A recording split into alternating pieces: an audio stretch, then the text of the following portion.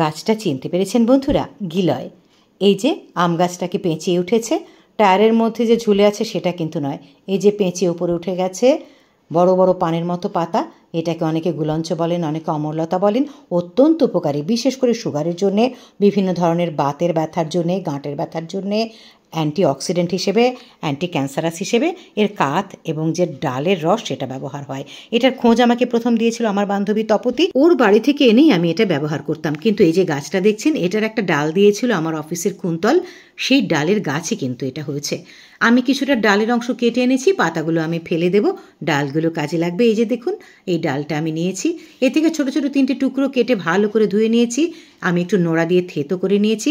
এবারে প্রায় 3-4 গ্লাস পরিমাণ জলের মধ্যে আমি এটা দিয়ে ঢেকে ফুটিয়ে নেব। ফোটার পর 20 মিনিট কম আঁচে রাখবো। সকালে একটুখানি গরম করে নিয়ে ছেঁকে এই রসটা খেয়ে নিলেই বিভিন্ন রোগের হাত থেকে রক্ষা পাওয়া যায় বন্ধুরা।